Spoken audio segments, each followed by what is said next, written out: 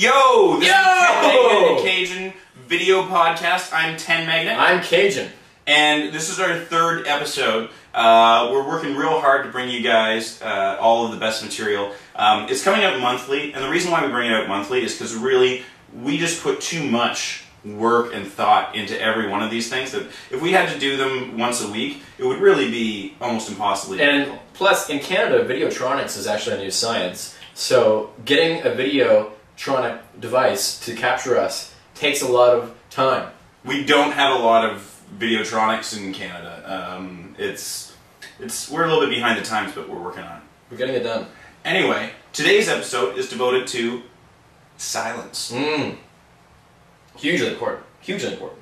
Yeah, a lot of guys, what happened, we got a whole bunch of questions from the attractionforums.com, and there's a whole bunch of guys who are asking questions saying, what do I say in this situation? What do I say in this situation? How do I not run out of things to say?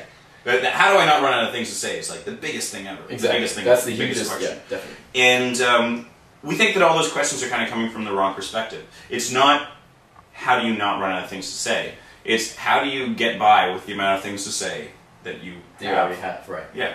And this relates to a little game that I learned. One time I was teaching a boot camp. I was actually teaching for RSD, a rival pickup company, back in like 2003. I was sort of an approach coach for them. We were doing a program in Montreal, and I lost my voice. I was smoking, drinking, yelling, and my voice just sounded like blood bubbling up from my lungs. It was like, and I couldn't talk to women. Like literally, they would get scared of me when I spoke to them, and so I had to game without talking, and I had to like these students are like, you know, the guy's looking at me like, Tenmagnet, come help me out. I'm talking to this girl and I'm running out of things to say, and I'd be like, well, if I speak, I'll terrify them. So I just walked up and I'd just be like, yeah.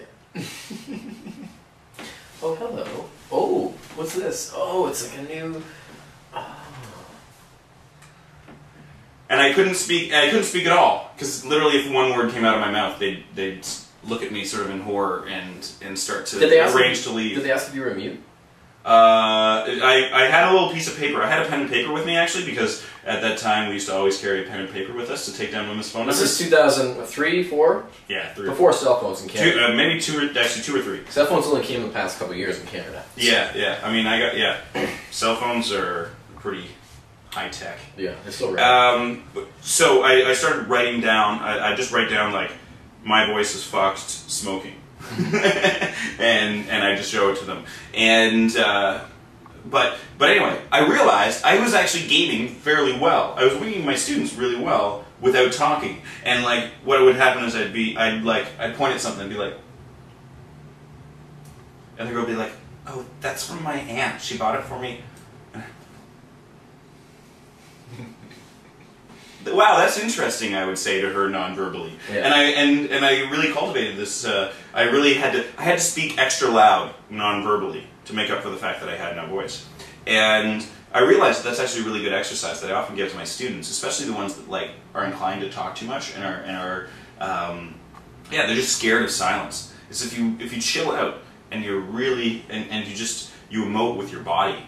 A lot of times she will fill up the gaps in the conversation. Yeah.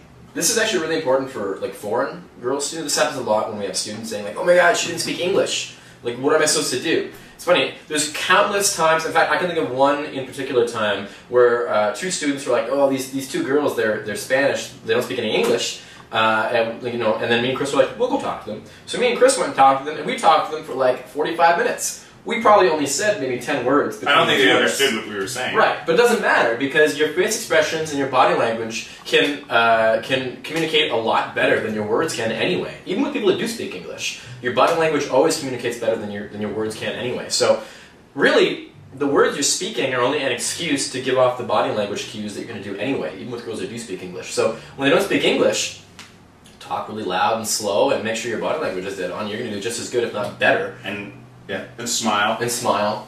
You gotta think, a lot of the time girls who don't speak English, if you're in a place that speaks English, they want to talk to English guys because they don't speak the fucking language, right? Like, girls who speak Spanish and know English in a Canadian bar or an American bar are not thinking, wow, I really hope I meet some Spanish guys so I can talk to someone tonight.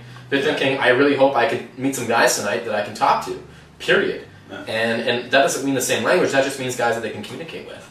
So here's the game. This is the exercise.